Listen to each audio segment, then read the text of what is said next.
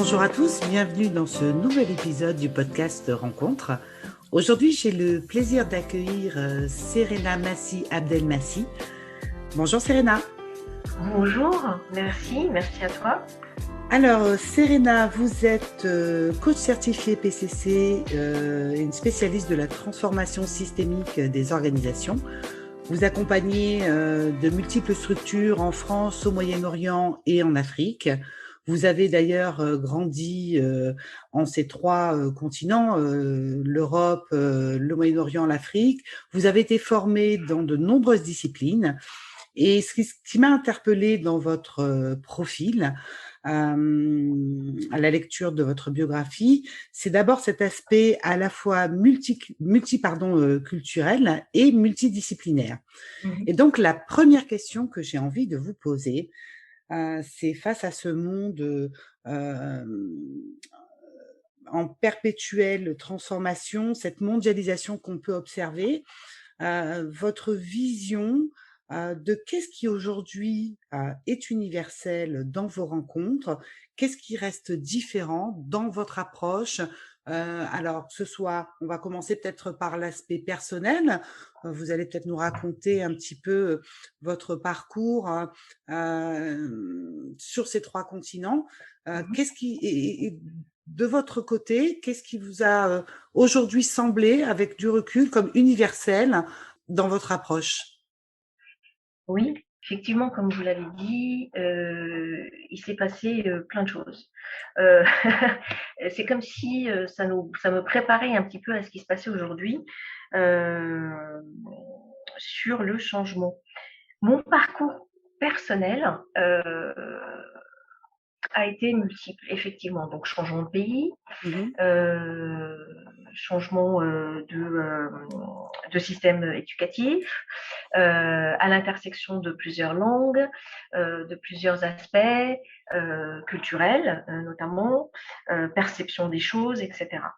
La partie universelle, là-dedans, pour moi, elle est au niveau du vivant, de l'humain, Mmh. de l'aspect humain des personnes, des rencontres. C'est-à-dire, quel que soit l'endroit où je me trouvais, il y avait ce rapport à la rencontre, Mmh. par le langage notamment, hein, divers, parce qu'en fonction de la langue que vous utilisez, les choses se font différemment. Et cette universalité-là, elle se trouve au niveau du vivant. Et le vivant, il y a une partie quand même qui est intrinsèque à ce vivant, c'est qu'il y a le changement. C'est-à-dire au fur et à mesure qu'on vit, on change. Mmh. Mmh. Mmh. Donc ça, c'est quelque chose d'universel. Ce schéma-là, il est universel.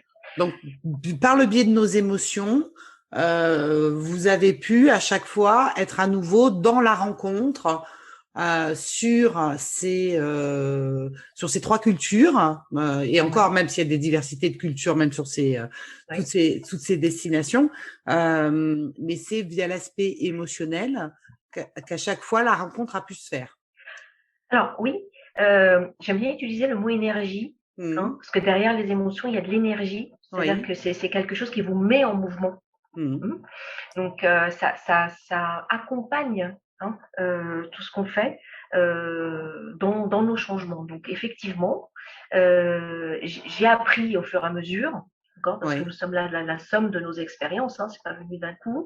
Mais le fait est que j'ai été confrontée parfois, voilà, malgré moi, d'accord, à des changements de vie, de rythme, de pays que je n'ai pas choisi, d'autres que j'ai choisi. Et en fait, cette émotion-là, cette rencontre avec l'autre, a été une mise en mouvement, d'accord. Mmh. Donc c'est une énergie qu'on utilise, hein, pour avancer. Les perceptions, la différence que j'ai pu rencontrer, ce sont liées à ces perceptions, c'est-à-dire la vie arrive, face Mmh. à chaque événement, chacun de nous va mettre une réponse qui lui est propre. Donc, moi, j'ai trouvé mes propres réponses. Quelqu'un d'autre, pour la même situation, pour le même événement, trouvera autre chose. C'est en fonction, en fait, de ce qu'on se raconte comme histoire. Et de On ce qu'on va nous a raconté comme histoire aussi. Ah oui, c'est aussi en fonction de ce qu'on nous a raconté comme histoire. Alors, si je peux prendre du temps pour raconter une petite anecdote Oui, oui, allez-y. sur cette différence d'histoire. J'étais en Afrique de l'Ouest euh, sur un terrain vague, on visitait, et à un moment donné, j'entends les cris d'une petite fille qui disait dans le dialecte local White Devil, White Devil. Alors c'est un dialecte créole, basé de l'anglais, White Devil, c'est-à-dire le diable blanc. Elle était en larmes, cette petite fille, la pauvre, et quand je me suis retournée, elle me pointait du doigt. Bon, donc première surprise d'être identifiée comme le diable blanc, et je me mets à lui sourire, qui, pour moi, dans ma culture, est une façon de rentrer en contact, rassurer. D'accord. Et plus je souriais à cette petite fille, plus elle était terrorisée. Donc, à un moment donné, j'ai arrêté. Sa maman est arrivée, m'a fait un signe, l'a pris, l'a calmée. Après coup, je me suis renseignée sur cette réaction. Et en fait, dans leur culture, comme nous, on nous raconte les histoires du grand méchant loup, eux, on leur racontait l'histoire du grand méchant diable blanc. Alors, vous ne me voyez pas, mais vu mes cheveux, et voilà, donc en fait, elle voyait le diable blanc avec des grands cheveux frisés, mais blancs. Et donc, c'est l'histoire qu'elle se racontait, ça l'a terrorisée. D'accord. Donc, ma réponse à moi n'a fait qu'accentuer ça. D'accord. Donc, voilà, ça m'a permis d'être sensible à d'où je suis, d'où je regarde les choses et comment les autres peuvent percevoir de là où ils sont eux. Donc, l'histoire qui se raconte eux. Voilà. Donc, à chaque fois, donc à travers votre parcours personnel, et on va le voir par rapport au monde de l'entreprise, cette universalité et les histoires qu'on peut se raconter soi-même en fonction de notre de ce qu'on nous a raconté, des histoires qu'on nous a racontées, fait que nous sommes avec certaines certitudes, avec remplis de nos histoires, de nos réponses et de ce passif-là, et que pour que se passe la rencontre à titre personnel ou dans l'entreprise, il faut cet espace de liberté, donc cet espace de vide qui peut accepter, accueillir la parole de l'autre. Et alors, je voulais que vous nous racontiez, on va le voir en entreprise et après de façon personnelle, dans votre travail, comment vous mettez du vide, cet espace qui va permettre aux autres de pouvoir à nouveau dialoguer sur un terrain plus neutre et se créer leur propre histoire. Effectivement, nous sommes tous issus d'un système. Notre premier système est le système familial, dans lequel beaucoup de choses sont projetées, on nous a formatés, on a créé des schémas, et une façon de prendre conscience de l'espace qu'on peut avoir, c'est d'identifier ces schémas. D'accord. Donc, c'est faire un pas de côté. Alors, dans mon métier de coach, il y a quelque chose qui est la pierre angulaire de notre rapport avec le client, c'est le silence. D'accord. D'accord. Donc, on va créer du vide avec le silence. Okay. Donc, c'est un peu à l'opposé de ce que je suis en train de faire là, parce que j'occupe beaucoup la place. D'accord. C'est un peu paradoxal de parler du silence pendant. Alors, sauf que finalement, ce qui est intéressant en podcast, c'est que on est occupé par l'audio, mais pas par le regard. Donc, il y a une part de silence quelque part. Absolument. Et merci de préciser ça, puisque en fait, je pratique par la technique de voice to voice, c'est-à-dire que l'entraînement se fait par la voix. Il y a énormément de choses qui passent par la voix. Et donc, on n'est pas préoccupé par le regard. Le regard est plutôt un sens de contrôle. D'accord. En plus, ça va nous forcer. Alors, quand on voit une personne, on va forcément se représenter une image. D'accord. Donc, on va avoir nos biais, nos jugements, etc., etc. La voix va pouvoir ouvrir une écoute augmentée. C'est ça. C'est ce que j'appelle une écoute augmentée. Donc, on va écouter autour. C'est ça. Donc, voilà. C'est très intéressant parce que ce que vous dites, parce que ça me fait vraiment toucher du doigt quelque chose d'important. En tant que coach, on va pas écouter le fond, on Mmh. va écouter la forme, d'accord? Je vais vous raconter, quelque chose qui va peut-être vous parler. Étant jeune, j'adorais, traîner, avec, mon père le soir où il recevait des amis à lui. Mmh. Donc c'était des hommes d'affaires, des entrepreneurs, des personnes, voilà, des hauts fonctionnaires et cetera, donc plutôt des personnes, heu, décisionnaires.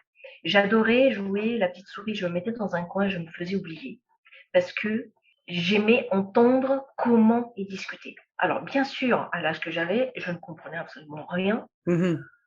au fond, c'est-à-dire, macroéconomie, investissement, finance et cetera, Ouais.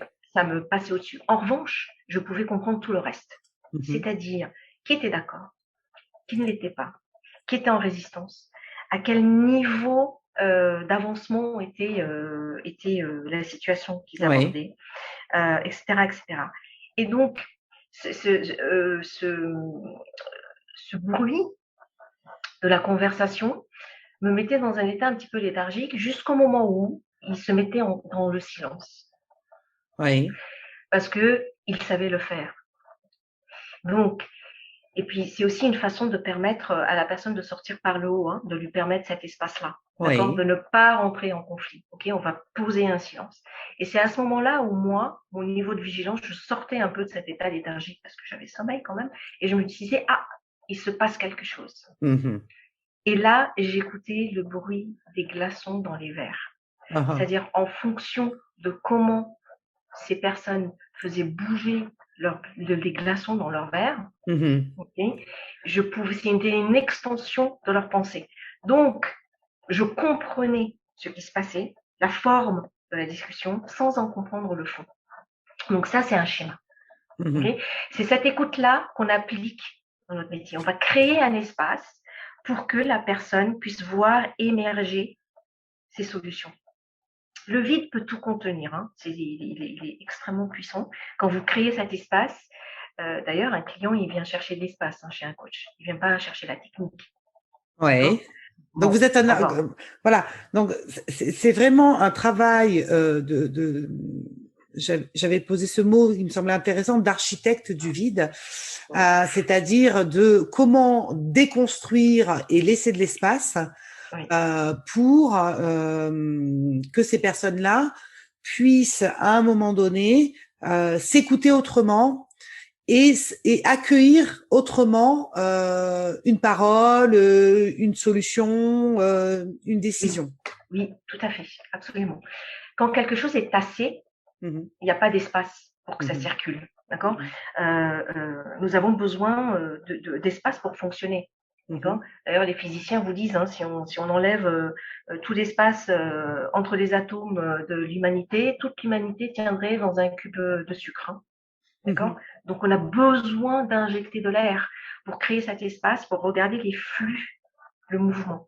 Et en coaching, créer cet espace, c'est créer, effectivement, l'architecte du vide, c'est créer du silence. Mmh. Donc en fait, on va créer un espace dans lequel le client va pouvoir regarder ce qui va émerger de ces silences. Parce Mmh. que tout existe déjà, d'accord? On a C'est ça. juste besoin, voilà, hein, oui, la posture de coach n'est pas une posture de sachant, hein. On part du principe que le client a déjà toutes les solutions. On va créer l'espace qui lui permette de les faire émerger, Mmh. pour le faire avancer, pour le mettre en mouvement. Mmh. Okay, et la meilleure façon de faire ça, c'est de créer des silences. Alors, il y a différents types de silences. Je vais vous l'illustrer. Quand vous êtes au téléphone avec quelqu'un, vous savez si cette personne vous écoute ou pas. Ouais. D'accord? Bon, elle peut être silencieuse, mais vous savez. Donc, en fait, on va créer un silence fertile. Ouais. D'accord? On va être là. C'est pas un silence abandonné, hein, c'est un silence, on est présent. C'est une écoute disponible de ce silence. C'est le transformer. D'accord? Et on regarde émerger la solution. D'accord, l'écoute disponible, Voilà. oui, ça me semble super intéressant ça comme idée. Alors moi, au travers de votre parcours, alors donc vous avez vécu dans différents endroits de la planète. Comme on disait, parfois par choix, parfois contrainte. Oui. Et donc, vous avez cette expérience-là du changement, de la rencontre, de l'adaptation.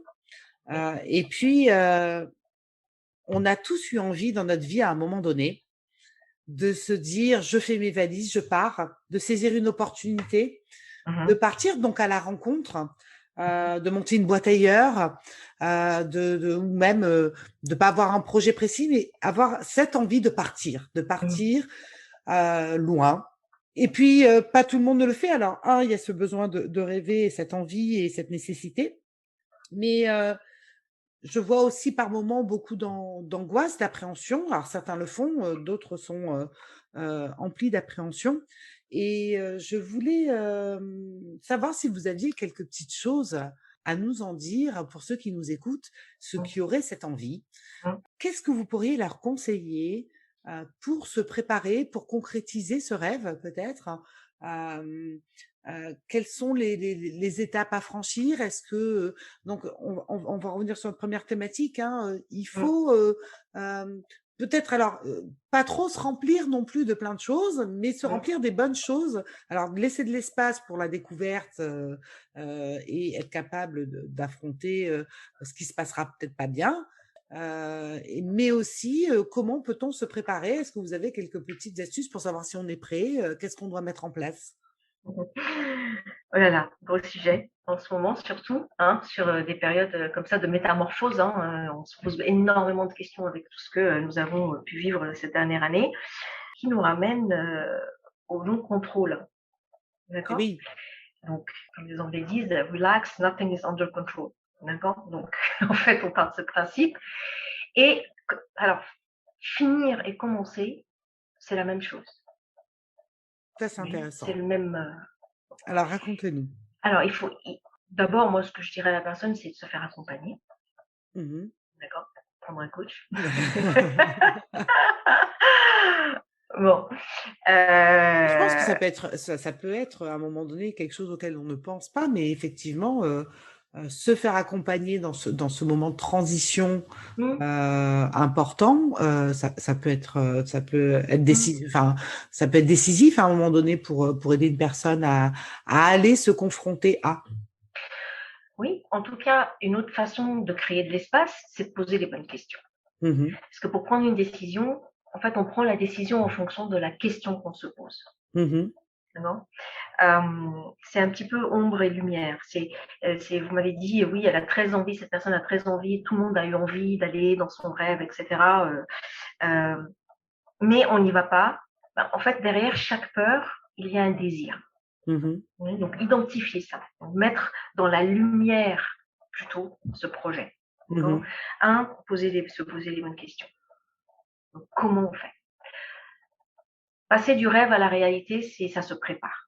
Mmh. Okay, donc, c'est pas quelque chose comme ça de suspendu où on fantasme le changement. Non, le changement, c'est quelque chose de concret. C'est maintenant, ça se prépare, c'est pas à pas, etc.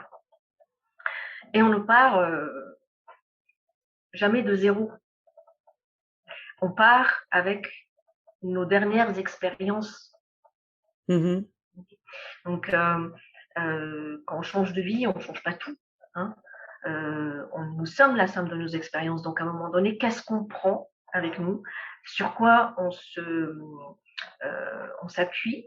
Qu'est-ce qu'on va utiliser? D'ailleurs, tous utilisent. Hein. Ouais. On utilise tout ce qu'on a pu vivre. Okay, et comment on le transforme? Okay, c'est surtout ça. Okay. Mmh. Par exemple, très concrètement, quand quelqu'un veut s'expatrier, oui, pour que l'expatriation se passe bien, on le projette dans son retour. D'accord. Donc, il faut qu'il y ait cette perspective du retour. Cette boucle, finir et commencer. C'est-à-dire, Mmh. la question, c'est comment tu sais que ton expatriation s'est bien passée quand tu es revenu. Mmh. Okay, Mmh. comment tu reviens bien. Okay, donc, ça met des changements de perspective. Ouvrir un espace en questionnant. C'est une autre façon, voilà, de créer ce vide, cet espace, cette perspective. Mmh. Mmh. Et Alors, dans votre aspect multiculturel, donc vous avez la chance de pouvoir coacher en anglais, en arabe et en français. Mmh. Euh, Ce que j'aurais aimé que vous nous racontiez, c'est à titre personnel, comme dans vos expériences professionnelles, comment ces trois langues, là encore, y a-t-il une universalité dans leur pratique qui fait que on va retrouver des choses identiques? Et qu'est-ce qui les différencie? Qu'est-ce que ça nous dit de ces trois langues, de la façon dont vous allez coacher? Quel choix vous allez faire sur ces trois langues? Mmh. Oui. Heu, oui, très intéressant comme question parce que en fait, le langage est un geste mental. Mhm. Il est structurant. C'est en fonction de ce que vous vous dites, Oui, vous allez agir. oui, Bon et votre agissement, vos actions vont par ricochet, hein, donc c'est une loupe, c'est une comment on va dire ça? C'est une dynamique, hein, être et faire, OK? mhm. Qui va, aussi impacter votre pensée. La structure de la langue, heu, et impacte, ce qu'on disait tout à l'heure, la façon de voir le monde, OK? Mhm. L'histoire qu'on se raconte, OK? Donc Heu, il y a quelque chose quand même d'assez, universel en coaching, hein, en tout cas tel que on le pratique, heu, c'est, la finalité, d'accord? Oui, Donc en coaching, il y a un résultat à atteindre, une finalité, un atterrissage. Donc c'est vers une c'est orienté solution, heu, c'est concret, d'accord? oui, Bon, la façon dont on aborde en fonction en tout cas moi, si, j'ai, une personne qui est multiculturelle, par exemple, un ou une libanaise, une personne libanaise, elle va souvent parler elle les trois langues. Elle va souvent voilà, parler les trois langues. oui, Et tout donc, à fait. oui, et oui. Ah oui, bah oui. Et donc, comment vous allez vous adresser à cette personne? Alors, eh ben, c'est la construction et va s'adapter, c'est-à-dire que je me rends compte, en fait, que je vais dire le premier mot qui me vient dans la première langue. C'est-à-dire que je vais peut-être poser une partie en français, une partie en anglais, une partie en arabe. D'accord? Mais ça va être complètement cohérent pour la personne. Elle va tout à fait comprendre l'univers, d'accord, ou Oui. la perspective, d'accord, que j'essaye de lui présenter, Parce que ok, que je lui finalement, offre. chaque langue, enfin, je trouve, hein, même si je connais pas l'arabe, mais en français ou en anglais, et finalement, c'est vrai que certains mots se rapprochent mieux de la façon dont ils sont exprimés dans le sens dans lequel on a envie de le dire et que l'autre le reçoive. Oui, tout à Hein. fait. Oui. Et donc vous, c'est dans une, alors c'est même pas une intention globale, c'est-à-dire, c'est même pas en fonction de ce que vous avez à lui dire, vous allez choisir une langue ou l'autre. Vous allez pour chaque mot, si vous avez affaire à quelqu'un, utiliser le mot dans la langue dans laquelle il exprime le mieux l'intention que vous voulez y mettre. Oula, elle a été compliquée cette phrase, j'ai réussi à aller jusqu'au bout. Ouais, la langue, c'est quelque chose d'intuitif, hein, Mhm, d'accord? mhm. Ça vient intuitivement. Il se passe beaucoup de choses par la langue. Euh, En anglais, Oui, l'anglais est plus court, chirurgical, d'accord? C'est beaucoup oui, plus action. En fait, pour résumer, c'est le français, enfin les latins, c'est je pense donc je suis, oui. d'accord? Donc nous sommes dans le concept, euh, on développe beaucoup, on analyse beaucoup, etc., etc. Donc les phrases peuvent être longues, Mhm. d'accord? L'anglais, c'est je fais donc je suis, D'accord. ok? Donc il y a une autre dynamique, d'accord? Ok. Alors le coaching, et plus dans le je fais donc je suis. Et Donc, l'arabe? Alors dites-nous. alors,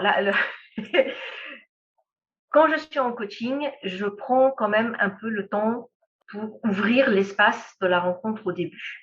Okay, Oui, parce que ça peut être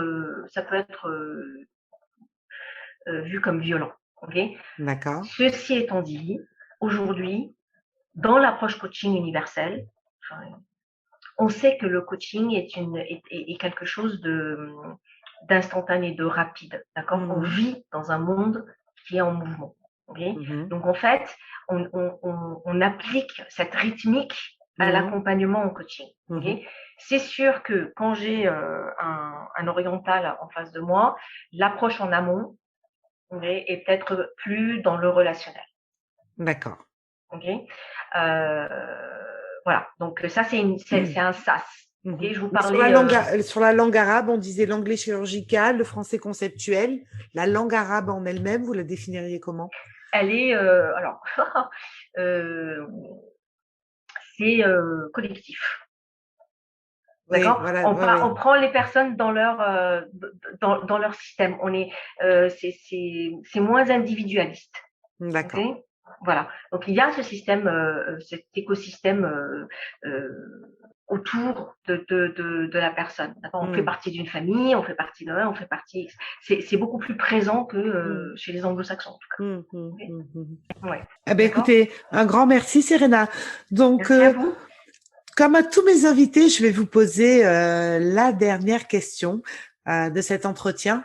Alors, Serena, si vous pouviez, choisir une personne avec laquelle vous passeriez un moment privilégié, un restaurant, on va bientôt y avoir le droit. Oui. Alors, une personne du passé, du présent, réel ou fictive, qui vous voudriez ? Bon, alors là, je vais vous répondre avec la complexité de mon profil. Je suis libanaise, j'aime bien avoir beaucoup de gens à table. Donc, voilà. Alors, si je pouvais,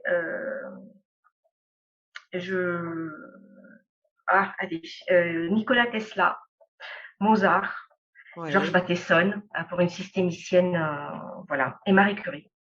D'accord. Aujourd'hui, alors oui, c'est pas fini. Aujourd'hui, il y a un monsieur qui s'appelle Nassim Alamieh qui regarde la physique, d'accord, qui a une approche de la physique et du vide. Donc, en parlant de vide et de silence, c'est intéressant. Et un autre, Nassim Nicolas Taleb, qui est un économiste et qui parle justement du signe noir, tous ces événements qui arrivent, des épiphénomènes qui font basculer les choses, qui est complètement d'actualité, parce qu'en entreprise aujourd'hui, il est nécessaire.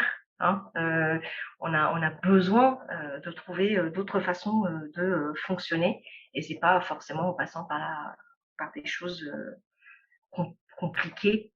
On peut simplifier la complexité. D'accord. Ben, je veux bien que vous m'envoyiez des liens sur les deux personnes que vous venez de nous citer, afin que nos auditeurs puissent y reporter. Absolument. Et puissent aller voir et un petit peu prolonger ce qu'on s'est dit pendant cet échange. Ben, écoutez, un grand merci encore. Merci à vous. Très bonne journée. Merci. À bientôt. Au revoir. Au revoir. Merci à tous d'avoir écouté ce podcast. Je vous invite bien entendu à vous abonner sur votre plateforme préférée. C'est le meilleur moyen de soutenir ce podcast. Et depuis peu maintenant, vous pouvez aussi écouter chacun des épisodes sur la chaîne YouTube Podcast Rencontre. À très bientôt pour un prochain invité. Merci.